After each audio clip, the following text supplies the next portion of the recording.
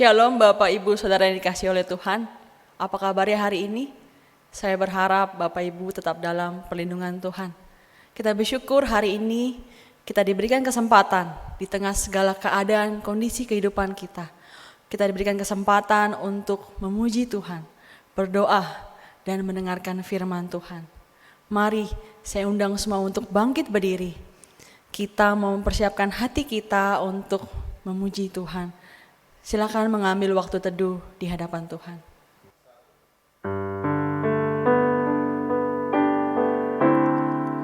My Jesus, my Lord, you're the love of my life. Wherever you go, wanna be by your side.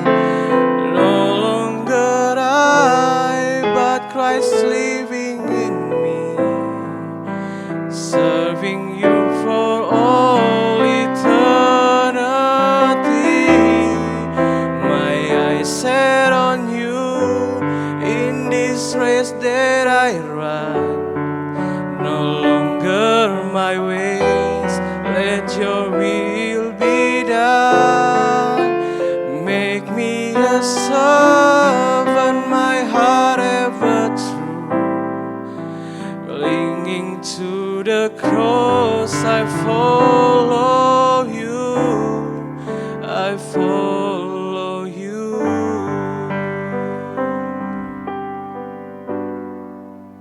Benar Tuhan, kami adalah hamba-Mu ya Tuhan, yang begitu dikasihi oleh Engkau.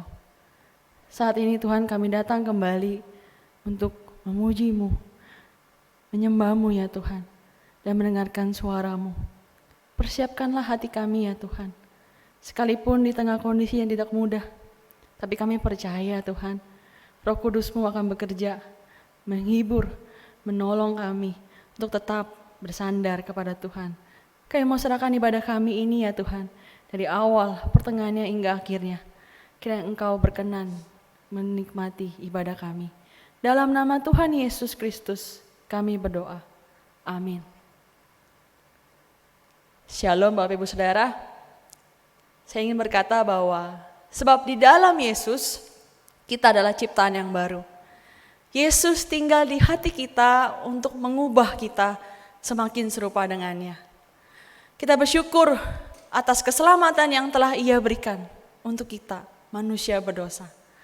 Mari, saya mengajak kita untuk mengangkat sebuah pujian bahwa benar sejak Yesus di hatiku ada perubahan ajaib di dalam hidupku.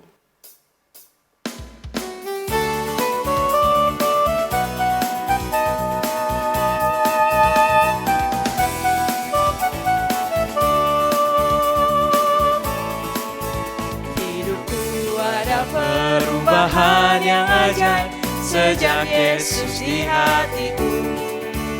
Jiwaku rindu Pencerahan terangnya sejak Yesus di hatiku. Sejak Yesus di hatiku. Sejak Yesus di hatiku. Bagai gelora ombak hatiku senanglah sejak Yesus di hatiku. takkan Berjalan di tempat yang sesat sejak Yesus di hatiku. Meski banyak dosa, namun Dia sucikan sejak Yesus di hatiku. Sejak Yesus di hatiku. Sejak Yesus di hatiku. Bagai gelora ombak hatiku senanglah sejak Yesus di hatiku. sejak Yesus, Sejak Yesus di hatiku. Sejak Yesus di hatiku. Bagai gelora ombak hatiku senanglah sejak Yesus di hatiku.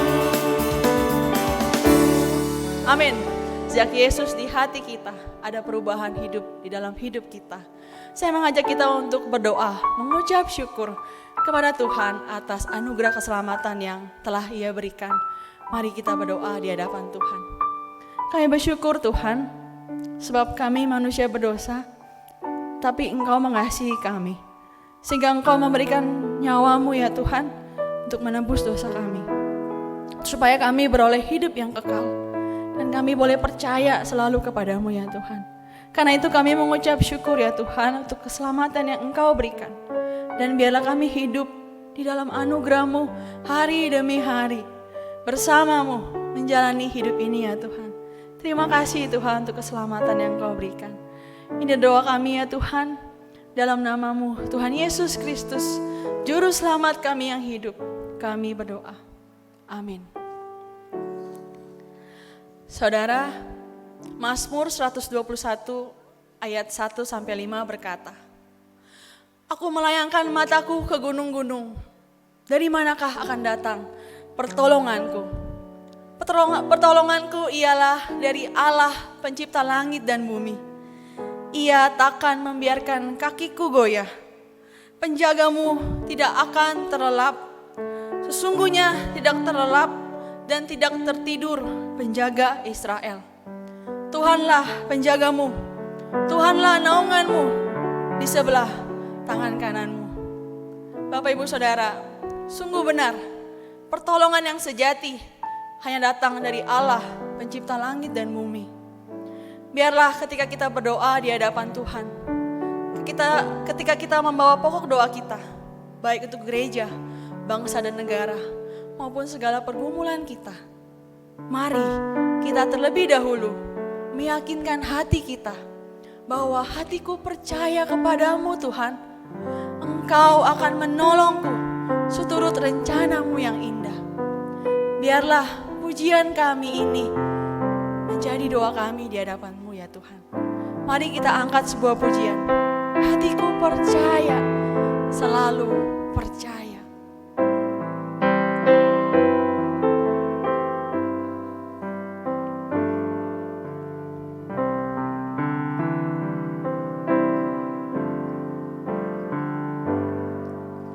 Saat ku tak melihat jalanmu, saat ku tak mengerti rencanamu, namun tetap ku pegang janjimu. Pengharapanku hanya padamu. Mari ulang sekali lagi lagu ini. Saat ku tak melihat jalanmu, saat ku tak mengerti rencanamu, namun tetap ku pegang janjimu. Pengharapanku hanya padamu. Hatiku percaya, Hatiku percaya,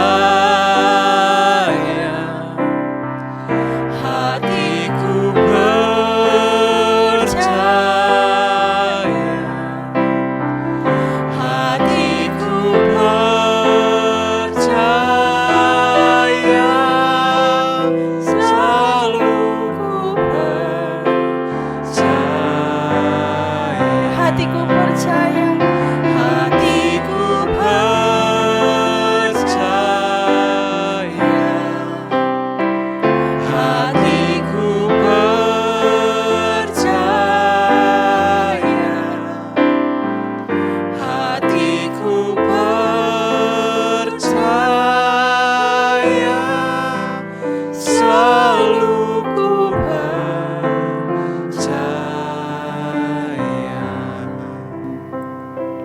Mari saat ini saya mengajak kita untuk berdoa bagi gereja kita. Kita berdoa untuk pelayanan online yang masih dijalankan sampai saat ini, bahkan sampai di akhir tahun nanti. Kita mohon Tuhan tolong, baik para penata layan, pengkhotbah, dan juga pihak-pihak yang terlibat, kiranya diberikan kekuatan dan terus bersandar kepada Tuhan. Kita juga berdoa buat rangkaian persiapan Natal umum dan anak. Kita bersyukur sampai hari ini para panitia terus bekerja untuk pekerjaan Tuhan di hari Natal. Kita bersyukur, kita mau berdoa, kita mau dukung mereka supaya Tuhan berikan kekuatan dan penghiburan dan semangat dalam melayani Tuhan. Biaya yang diperlukan juga kita mau serahkan kepada Tuhan. Tuhan kiranya mencukupkan menurut kemurahan-Nya. Kita juga berdoa untuk rohaniawan di dalam segala situasi saat ini. Kiranya Tuhan juga memberikan kekuatan dan penghiburan untuk tetap melihat bahwa pekerjaan Tuhan tetap harus dijalankan dengan bersandar kepada Tuhan. Mari kita berdoa menyerahkan para rohaniawan bersama dengan para majelis, para aktivis untuk punya kerjasama yang baik bagi pekerjaan Tuhan di gereja kita.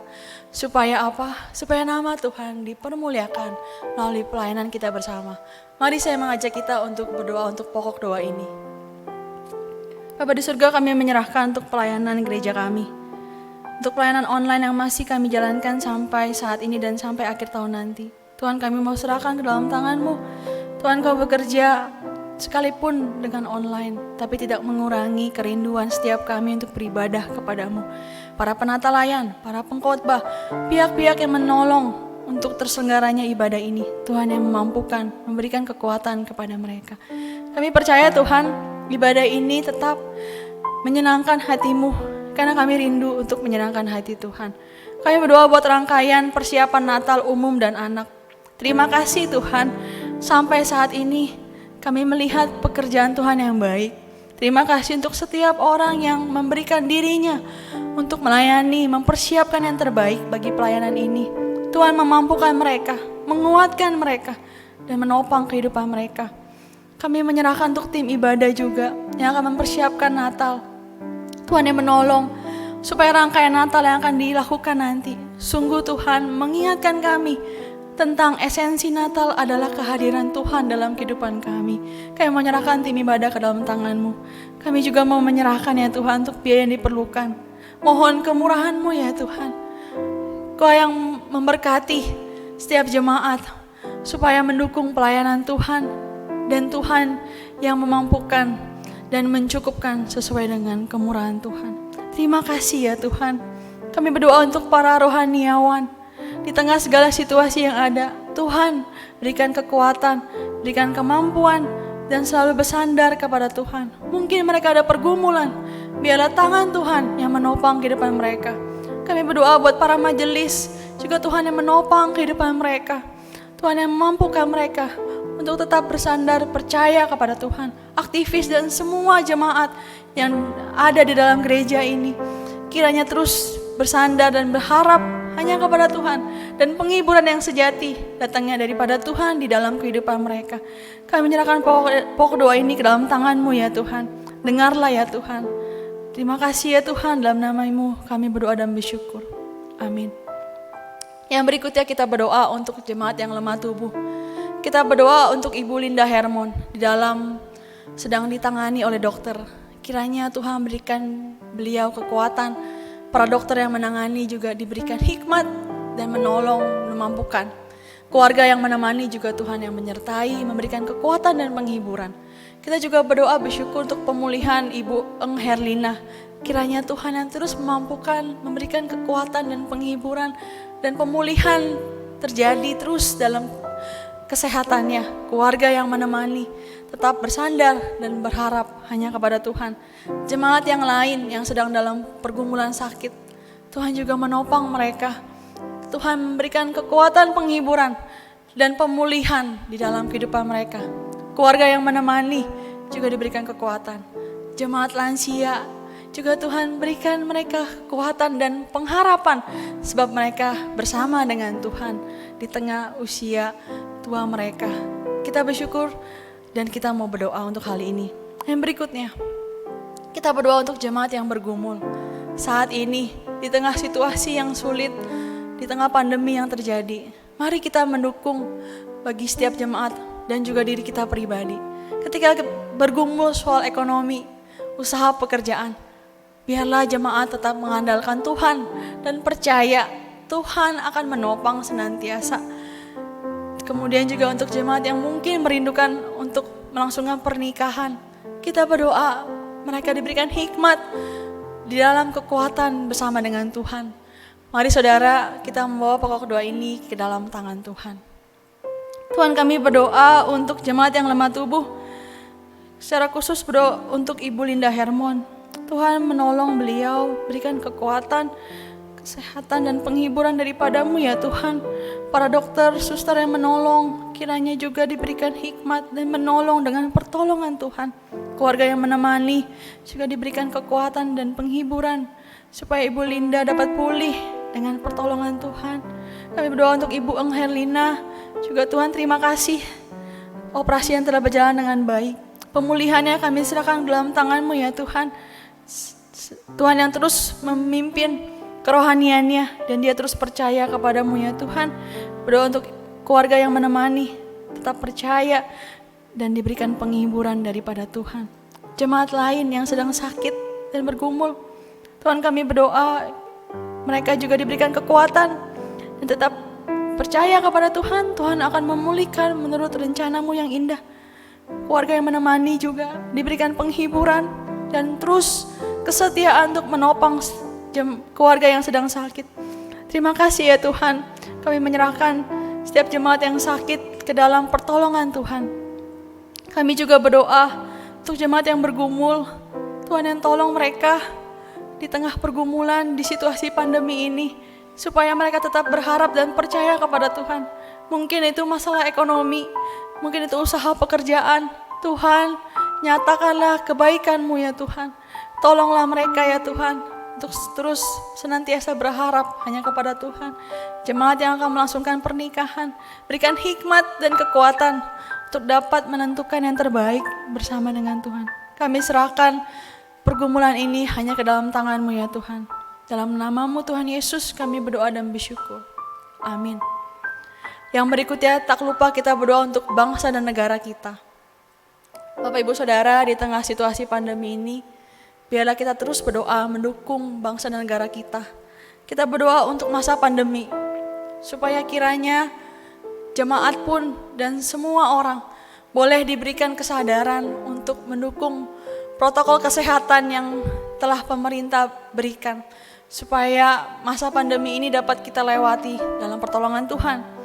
Kita juga berdoa untuk tenaga medis. Mereka adalah orang-orang di depan yang memberikan diri mereka untuk melayani para pasien COVID-19 ini. Tuhan juga berikan kekuatan, penghiburan. Berikan mereka juga kekuatan supaya mereka dapat melayani setiap pasien dengan baik. Keluarga di rumah, biarlah keluarganya juga boleh tetap bersandar, berharap hanya kepada Tuhan. Penelitian vaksin yang dibutuhkan, kiranya kemurahan Tuhan saja yang terjadi. Kalau Tuhan perbolehkan dalam bulan November ke depan sudah ada, kiranya semua ini dapat dilaksanakan dalam pertolongan Tuhan. Tuhan terus yang menjaga, Tuhan terus yang menopang. Orang-orang yang ada boleh diberikan kesadaran untuk memikirkan kepentingan rakyat. Kita juga berdoa buat situasi bangsa kita. Biar kiranya Tuhan berbelas kasihan kepada bangsa kita, para pemimpin kita, supaya diberikan hikmat kekuatan untuk mementingkan kepentingan rakyat, untuk memikirkan yang terbaik bagi kemajuan bangsa kita. Dan kita mau serahkan ini semua ke dalam tangan Tuhan. Mari kita berdoa. Tuhan, kami serahkan untuk bangsa negara kami ke dalam tangan-Mu. Masa pandemi yang masih terjadi sampai hari ini Tuhan, kami tidak tahu sampai kapan, tapi kami tetap percaya kepada-Mu ya Tuhan.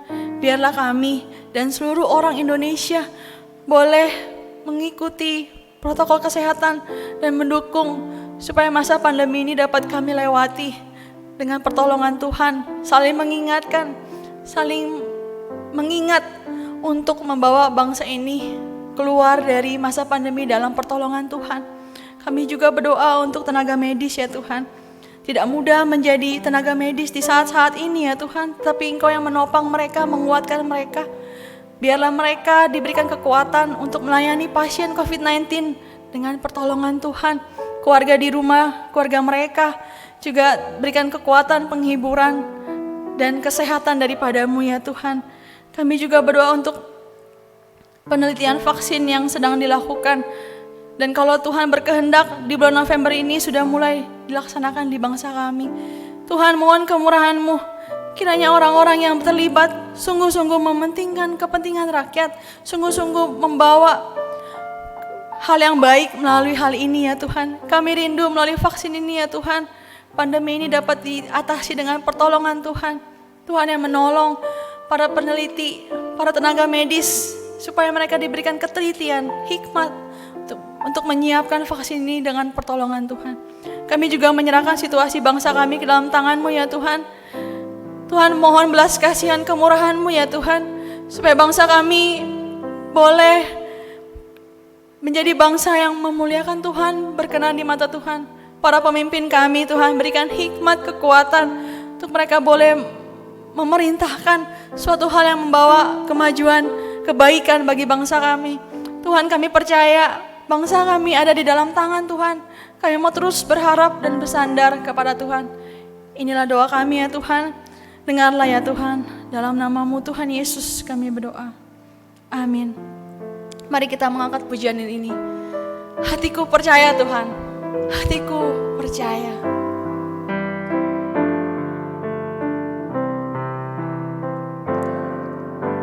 Saat ku tak melihat jalan-Mu, saat ku tak mengerti rencana-Mu, namun tetap ku pegang janji-Mu. Pengharapanku hanya padamu. Hatiku percaya, Hatiku percaya,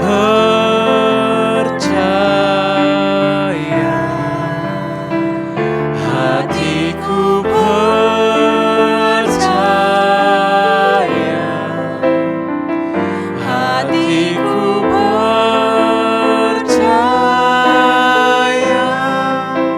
selalu ku percaya.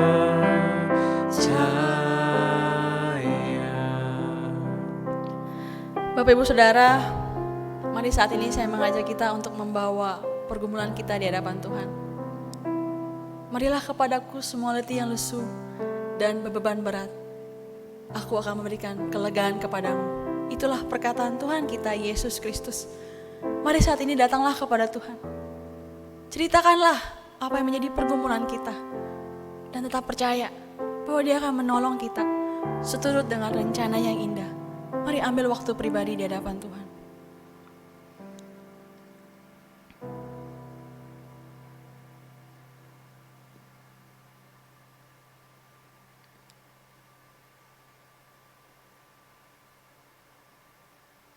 Ke dalam tangan-Mu ya Tuhan, kami serahkan doa-doa kami.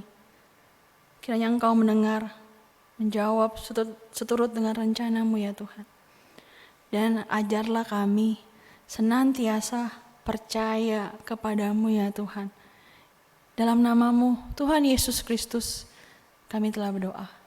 Amin. 1 Samuel 16 ayat 7 berkata, bukan yang dilihat manusia, yang dilihat Allah. Manusia melihat apa yang di depan mata, tetapi Allah melihat hati. Bapak Ibu Saudara, mengapa Allah melihat hati? Karena Allah rindu menantikan hati yang sungguh-sungguh bersandar kepadanya. Hati yang sungguh-sungguh bergantung kepadanya. Hati yang sungguh-sungguh haus dan lapar akan kebenaran firman-Nya. Biarlah pujian hati hamba menjadi doa kita untuk kita menyiapkan hati kita mendengar suaranya.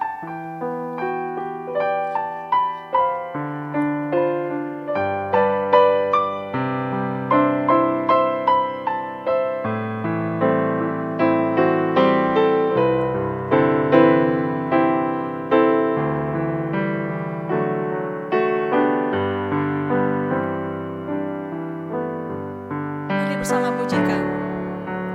Ku tak dapat lupakan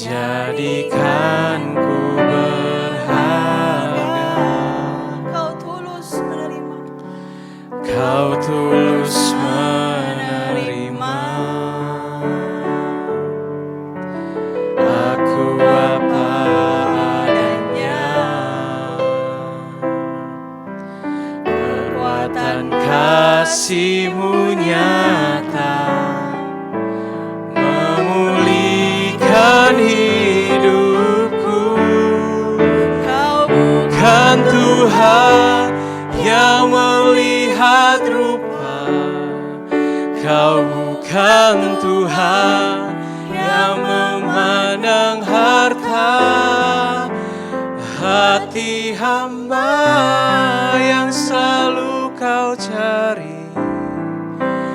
Biar kau temukan di dalamku. Selama ku hidup, ku mau menyembahmu, sebab engkau sangat berarti bagiku. Yang terbaik yang ada padaku, ku persembahkan kepadamu, Yesusku. Kau tulus menerima kami Tuhan. Kau tulus menerima aku apa adanya. Kekuatan Kasih-Mu nyata memulihkan hidupku. Kau bukan Tuhan yang melihat rupa, Kau bukan Tuhan yang memandang harta. Hati hamba yang selalu kau cari, biar kau temukan di dalamku. Selama ku hidup, ku mau menyembahmu, sebab engkau sangat berarti bagiku. Yang terbaik yang ada padaku, ku persembahkan kepadamu, Yesusku. Mari sekali lagi kita berdoa. Tuhan, biarlah Engkau menemukan hati kami, hati seorang hamba yang mengasihi Tuhan. Tolong kami ya Tuhan, ketika kami akan mendengar firman-Mu, biarlah hati dan pikiran kami sungguh-sungguh ya Tuhan terbuka, dan kami rindu untuk melakukannya ya Tuhan. Tolong kami ya Tuhan, Kami mau serahkan pemberitaan firman-Mu di dalam tangan-Mu ya Tuhan. Hanya di dalam nama Tuhan Yesus Kristus, Juru Selamat kami yang hidup, kami berdoa. Amin. Sekali lagi Shalom Bapak Ibu Saudara sekalian. Saya bersyukur untuk kesempatan boleh memberitahukan tentang firman Tuhan. Mari saya mengajak kita untuk membuka satu kebenaran firman Tuhan yang terambil dari 1 Petrus 2 ayat 11 sampai 17. 1 Petrus 2 ayat 11 sampai 17. Jika sudah menemukan, saya akan membacakan untuk kita semua. 1 Petrus 2 ayat 11 sampai 17. Peringatan untuk hidup sebagai hamba Allah. Saudara-saudara yang kekasih, aku menasihati kamu supaya sebagai pendatang dan perantau, kamu menjauhkan diri dari keinginan-keinginan daging yang berjuang melawan jiwa. Milikilah cara hidup yang baik di tengah bangsa-bangsa bukan Yahudi, supaya apabila mereka memfitnah kamu sebagai orang durjana, mereka dapat melihatnya dari perbuatan-perbuatanmu yang baik dan memuliakan Allah pada hari Ia melawat mereka. Tunduklah karena Allah kepada semua lembaga manusia, baik kepada raja sebagai pemegang kekuasaan yang tertinggi, maupun kepada wali-wali yang diutusnya untuk menghukum orang-orang yang berbuat jahat dan menghormati orang-orang yang berbuat baik. Sebab inilah kehendak Allah, yaitu supaya dengan berbuat baik, kamu membungkamkan kepicikan orang-orang yang bodoh. Hiduplah sebagai orang merdeka, dan bukan seperti mereka yang menyalahgunakan kemerdekaan itu untuk menyelubungi kejahatan-kejahatan mereka. Tetapi hiduplah sebagai hamba Allah, hormatilah semua orang, Kasihilah saudara-saudaramu, takutlah akan Allah, hormatilah Raja. Sedemikian jauh pembacaan firman Tuhan kita. Berbahagialah kita yang membaca, merenungkan, dan melakukan firman Tuhan di dalam kehidupan kita sehari-hari. Bapak, Ibu, Saudara, ada pepatah yang berkata, berakit-rakit ke hulu, berenang-renang ke tepian. Bersakit-sakit dahulu, bersenang-senang kemudian. Suatu pepatah yang tidak asing bagi kita. Apa maksud dari pepatah ini? Maksudnya adalah, walaupun harus susah-susah dahulu, tidak apa-apa. Karena suatu hari nanti, kesusahan akan membuahkan hasil yang baik. Bapak, Ibu, Saudara, tetapi saya merasa ada keterangan yang hilang di dalam pepatah ini. Keterangan apa? Keterangan waktu. Kita tidak menemukan keterangan waktu di dalam pepatah ini. Jadi setiap kita boleh menyimpulkan, atau setiap orang boleh menyimpulkan versinya masing-masing. Misalnya, bersakit-sakit setahun, bersenang-senang sepanjang hidup.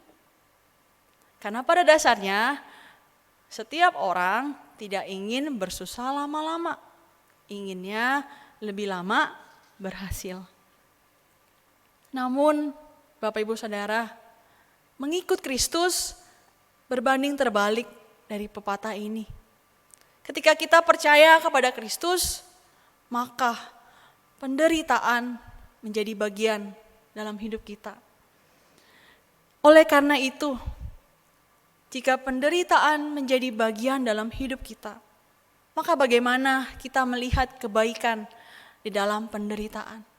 Saya mengajak kita hari ini belajar dari jemaat di dalam surat 1 Petrus, bagaimana mereka menyatakan iman mereka. Bapak, Ibu, Saudara, Petrus saat itu sedang diperhadapkan dengan situasi yang sangat sulit, situasi yang sangat menyedihkan. Mengapa? Karena selain dirinya yang disiksa, dianiaya sebagai orang Kristen, ternyata dia harus menyaksikan jemaat-jemaatnya difitnah, dianiaya karena mereka orang percaya. Karena pada waktu itu orang-orang yang tidak mengenal Tuhan itu dengan sengaja memfitnah orang percaya sebagai pembuat kejahatan. Jadi kita bisa bayangkan, saudara, bagaimana kehidupan jemaat pada waktu itu. Mereka ingin berbuat benar, tetapi kenyataannya mereka harus terima. Mereka difitnah, dianiaya, dipenjara, bahkan dihukum mati. Saudara, dalam kondisi seperti ini, Rasul Petrus mengingatkan, menasihati mereka untuk memberikan sebuah respon terhadap berbagai macam penderitaan yang mereka alami. Respon seperti apa? Rasul Petrus mengingatkan mereka untuk hidup sebagai hamba Allah di dunia. Namun, sebagai hamba Allah di dunia, mereka harus tahu siapa mereka di dunia dan apa yang harus mereka lakukan di dunia ini.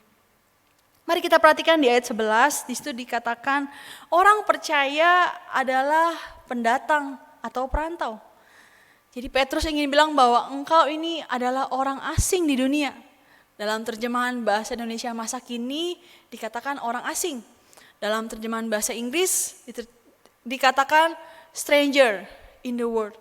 Jadi Petrus mau bilang bahwa engkau orang percaya, engkau adalah orang asing di dunia. Sepintas mendengar kata orang asing atau perantau, saya teringat dengan pekerjaan saya waktu dulu. Saya pernah membantu seorang ibu keluarga negaraan Filipina untuk mengurus surat izin permit tinggal di Indonesia, tinggal di Jakarta. Izin permit itu apa sih? Izin permit itu adalah izin yang diberikan oleh pemerintah Indonesia kepada orang asing atau perantau untuk tinggal sementara di Indonesia. Pertanyaannya, apakah dengan punya izin permit si ibu otomatis berubah keluarga negaraannya menjadi orang Indonesia? Tidak ya Bapak, Ibu, Saudara. Ibu ini tetap warga negara Filipina. Ketika Petrus bilang engkau adalah orang asing di dunia, maka sebenarnya Petrus ingin berkata, sejak engkau percaya Yesus, maka statusmu adalah orang asing di dunia, karena keluarga negaraanmu adalah surga. Dan memang pada waktu itu orang-orang percaya tinggal sebagai perantau, orang-orang Yahudi Kristen di tengah orang-orang yang tidak percaya Tuhan. Tetapi ada salah satu penafsir berkata bahwa Petrus ingin menyampaikan makna yang lebih dalam dari sekedar hanya berkata engkau orang asing di dunia. Apa yang ingin Petrus sampaikan? Petrus ingin berkata bahwa seperti Yesus yang turun dari surga, datang ke dunia, menjadi orang asing yang ditolak oleh dunia, demikianlah engkau orang percaya. Engkau ketika engkau percaya kepada Yesus, maka engkau dianggap orang asing yang ditolak oleh dunia. Engkau adalah orang asing yang ditolak oleh dunia. Karena hidupmu berubah, tidak sama dengan dunia ini. Saudara, saya pikir ketika jemaat mendengar penjelasan Petrus ini, mungkin mereka bisa berkata, mereka sudah cukup paham mengapa mereka menderita. Karena mereka adalah orang asing di dunia. Tapi Petrus tidak berhenti hanya menjelaskan status mereka. Petrus ingin menjelaskan sebuah respon. Respon apa yang harus mereka perlihatkan kepada dunia sebagai orang asing di dunia. Yang pertama, saudara, respon untuk tunduk kepada otoritas yang berkuasa. Terdapat di ayat 13-15. Saudara, pada waktu itu jemaat berada di bawah pemerintahan Kaisar Nero yang sangat kejam. Pada waktu itu ada slogan yang ada di sekitar situ bahwa Kaisar adalah Tuhan. Semua orang harus tunduk kepada Kaisar. Tetapi orang percaya mengalami penganiayaan karena mereka orang Kristen. Kaisar menganiaya mereka, menjadikan mereka untuk menjadi lampu-lampu penerang di jalan-jalan kota. Karena apa? Karena orang percaya dibakar hidup-hidup. Saudara bisa bayangkan suasana yang sangat mencekam pada waktu itu. Dan juga para pemimpin sangat suka sekali memfitnah orang Kristen. Dan mencebloskan mereka ke dalam penjara dan akhirnya dihukum mati. Padahal orang percaya itu tidak bersalah. Saudara, saya membayangkan bisa saja mereka berpikir untuk meninggalkan negara itu dan melarikan diri. Karena sah-sah saja ketika seseorang dalam ancaman, orang itu akan melarikan diri. Tetapi Petrus menasihati mereka. Apa yang disampaikan oleh Petrus? Petrus berkata, tunduklah kepada Kaisar, tunduklah kepada gubernur, tunduklah kepada wali negeri, seperti engkau tunduk kepada Allah. Saudara, inilah paradoks dari iman Kristen. Mengapa? Karena ketundukan orang percaya didasari dengan ketundukan mereka kepada Allah. Mungkin terlihat seperti bertentangan, tetapi sebenarnya tidak bertentangan. Karena Petrus tahu bahwa Allah berkuasa dari segala pemerintahan yang ada di dunia, sekalipun pemerintahan itu kejam dan jahat. Petrus tahu semua pemerintahan di dunia berada di bawah kedaulatan Allah. Oleh karena itu, ketika Petrus berkata, tunduklah kepada Kaisar, Petrus ingin berkata kepada mereka, engkau percaya bahwa Allah berkuasa, Allah tidak tinggal diam, Allah tahu pergumulanmu, dan Allah ingin kita sebagai orang percaya tetap tunduk kepada otoritas yang berkuasa. Karena inilah perintah Allah. Ketika orang percaya mendengar hal ini, saya bisa membayangkan, sekalipun mereka menderita, tetapi ketika mengingat Allah itu berkuasa, Allah itu bekerja, Allah tidak tinggal diam, mereka dapat berkata, tidak apa-apa aku menderita, asal aku tetap bersama dengan Allah melewatinya.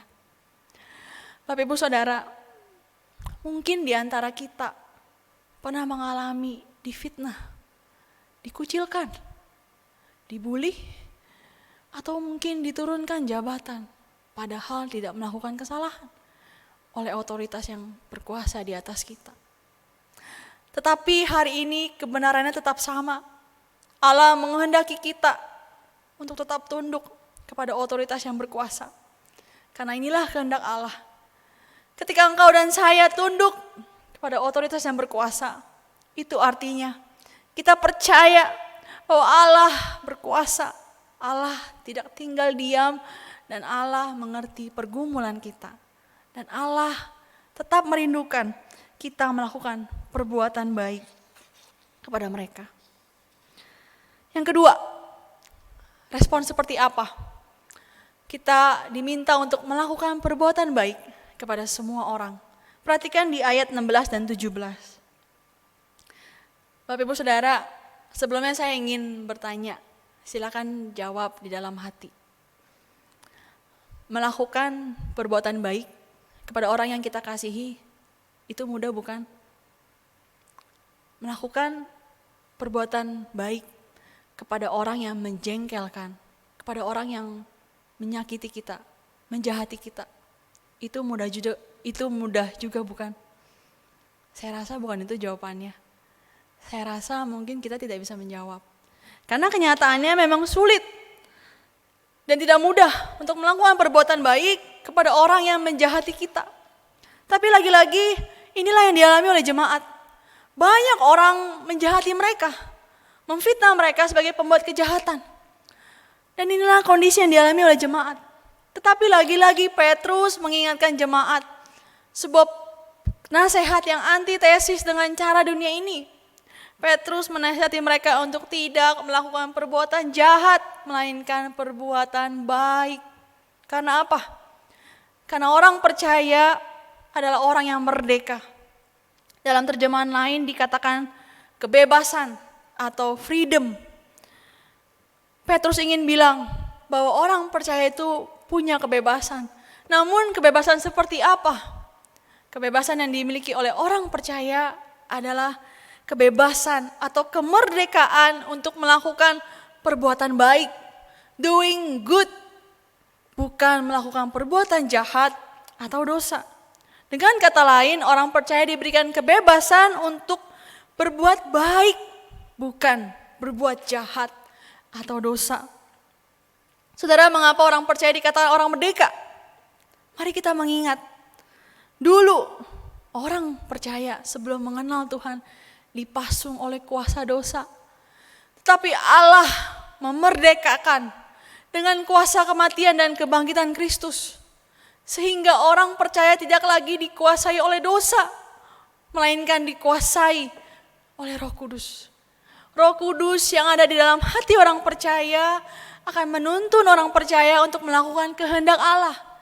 Dan kita tahu sama-sama bahwa kehendak Allah adalah yang baik, bukan yang jahat. Roma 12 ayat 2 berkata, supaya engkau mampu membedakan kehendak Allah, mana yang baik dan sempurna. Bapak Ibu Saudara, oleh karena itu, sebagai hamba Allah yang merdeka, maka orang percaya diminta untuk tetap melakukan perbuatan baik, sekalipun dunia atau lingkungan kehidupanmu berbuat jahat kepadamu. Ketika orang percaya melihat orang-orang yang tidak percaya memakai kebebasan untuk berbuat jahat atau dosa, Allah tetap mengingatkan orang percaya untuk berbuat baik dan tidak melakukan perbuatan yang menyimpang dari Allah. Karena inilah kehendak Allah. Saudara, inilah mengapa iman Kristen antitesis dengan cara dunia. Dunia berkata, jangan mau dijahatin, balaslah mereka. Tetapi Yesus berkata, kasihilah musuhmu dan berdoalah bagi mereka yang menganiaya kamu. Saudara, mudahkah untuk melakukan ini? Seperti tadi saya berkata, mudahkah untuk mengasihi orang yang menjahati kita? Tidak mudah, saudara. Seringkali terkadang kita perlu bergumul, kita perlu menderita untuk mengasihi mereka. Tetapi Allah tetap menghendaki kita untuk melakukan perbuatan baik, sekalipun mereka berkali-kali berbuat jahat kepada kita. Bapak Ibu Saudara, mari kita mengingat Kita adalah orang yang telah menerima kebaikan Allah yang begitu besar dan berharga. Kenapa? Kenapa Allah rela menyatakan kebaikannya buat kita orang yang layak dimurkainya? Karena cuma ada satu alasan. Karena Dia mengasihi kita. Sehingga Dia memberikan Yesus Kristus mati untuk kita. Supaya kita gak binasa karena dosa. Bapak Ibu Saudara, oleh karena itu, mari, oleh kebenaran firman Tuhan hari ini, mari kita melihat diri kita masing-masing. Jika memang benar mengikut Kristus, maka penderitaan menjadi bagian dalam hidupku. Apakah aku rela menderita bagi Kristus di dunia ini? Apakah aku rela difitnah, disiksa, dikucilkan, disalah mengerti? Mungkin oleh keluarga, teman, rekan kerja, atau orang-orang dunia. Apakah aku rela? Apakah aku tetap melakukan perbuatan baik kepada mereka yang menganiaya aku, yang di dalam penderitaanku? Bapak Ibu Saudara, Petrus menemukan jemaat pada waktu itu berkata, "Ya, kami bersedia. Kami bersedia menderita bagi Kristus. Kami bersedia menerima penderitaan menjadi bagian dalam hidup kami." Petrus telah menemukan iman yang murni di dalam diri jemaat. Sehingga ia dengan yakin berkata dalam 1 Petrus 1 ayat 8-9. Berbunyi demikian. "Sekalipun kamu belum pernah melihat Dia, namun kamu mengasihinya. Kamu percaya kepada Dia. Sekalipun kamu sekarang tidak melihatnya, kamu bergembira karena sukacita yang mulia dan yang tidak terkatakan. Karena kamu telah mencapai tujuan imanmu, yaitu keselamatan jiwamu." Bapak Ibu Saudara, mari, sekalipun kita belum pernah melihat Kristus, tapi kita percaya kepadanya. Kita berjuang mengasihinya. Karena itu, jikalau penderitaan menjadi bagian dalam hidup kita, mari mohon pertolongan Tuhan. Sebab Dia Allah yang tidak tinggal diam. Dia Allah yang bersama dengan kita. Dia tahu pergumulan kita.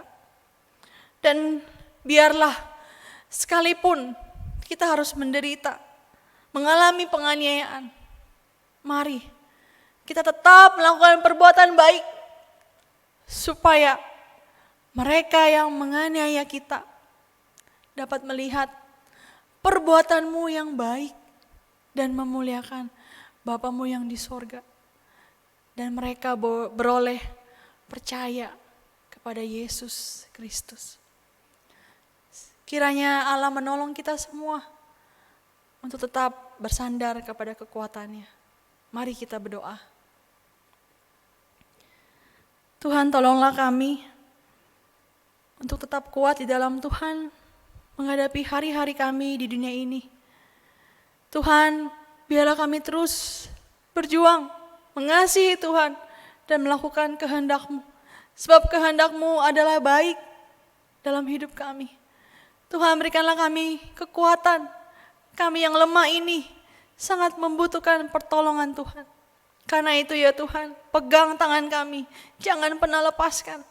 Dan kami percaya, kami berjalan bersama dengan-Mu, melewati jalan-jalan kehidupan kami di dunia yang sementara ini.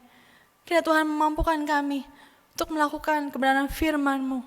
Terima kasih ya Tuhan, ini doa kami, hanya dalam nama-Mu, Tuhan Yesus Kristus, kami telah berdoa. Amin. Demikianlah kebaktian kita. Tuhan Yesus memberkati. Silakan bersaat teduh.